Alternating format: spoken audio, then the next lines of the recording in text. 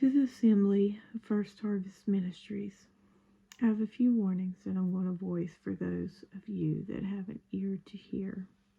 I cannot stress enough the importance of understanding that when you reject truth, you are rejecting Yod-Heh-Vav-Heh. How can you determine what is true by one side of the story? When you choose to trust a man of flesh and blood, instead of the Spirit that's supposed to lead you in all truth and righteousness. When you choose to block, shun, gossip, or come into agreement with slander and lies, you reject Yod-Heh-Vav-Heh. When you choose not to ask the pastor because you're in fear.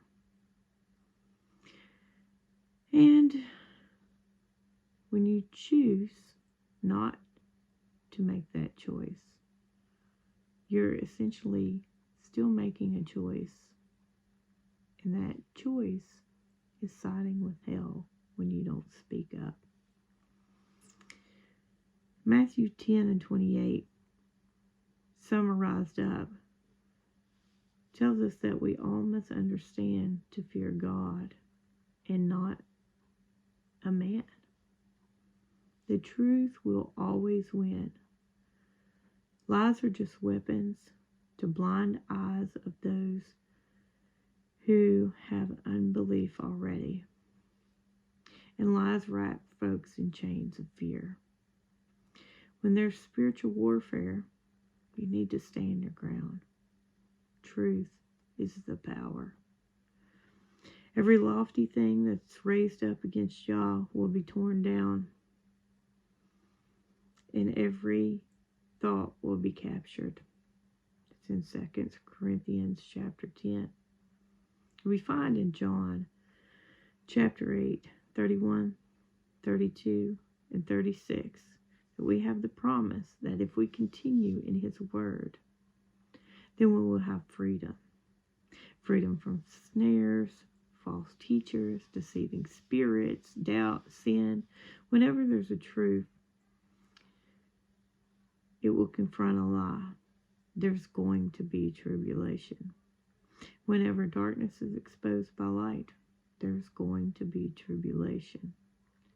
Stand firm in the truth, because where there's truth, there is freedom. Peace of mind is knowing the truth. I caution you into believing one side of the story, and I challenge you to attend and participate in your Ask the Pastor Zoom meetings. Do not fear and go boldly. I know firsthand the weight of public opinion or pastor perception has caused us all at some point in time to surrender to fear of what men will think. But we must be reminded and remind one another of Matthew 10 and 28. Fear not them which kill the body, but are not able to kill the soul, but rather fear him which is able to destroy both soul and body in hell.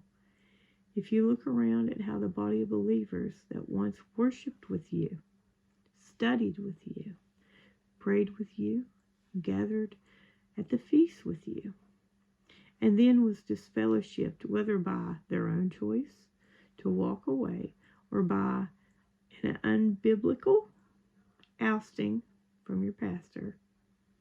Nevertheless, those people's testimonies echo one after the other. Same story, different family. For most all stories coming out of that assembly. One common challenge is your pastor who boasts that he is untouchable. So choose this day who you're going to fear and who you're going to serve. I'm going to entertain Shane's fantasy world of Oz for a moment and inform you that if you continue to follow a man instead of researching, studying for yourself, asking questions, whether it's to Shane, former members, or whomever you need to find truth. If you disregard the evidence brought before you, then you, as congregants, are making a choice to be scarecrows without a brain or a mind for Yod-Heh-Vav-Heh. 10 men lacking the heart of Yahweh and the spirit of the love of truth. Cowardly lion. If you refuse to ask questions, engage, challenge, or speak up on what you're discerning, you fear a mere man. Cowardly lion. Newsflash. Toto the dog represents a trickster. I know you probably never heard it before, but you can look into it. Toto represents a trickster. He's constantly moving the plot forward to create some kind of mischief. Think about when he jumps out of the hot air balloon, or when he growls at the cowardly lion, and he causes the lion to get hit on the nose by Dorothy because the lion growled back at him. Toto instigates the lion to get it angry and growl at him in the woods. You need to wake up. Toto's a trickster. You need to rely on God. Quit caring what anybody else thinks. Either you believe the word or you don't. The scripture says plainly that he's our shelter. He's our refuge. He's our rock. It's where we go when we need comfort and peace. He is not the author of confusion.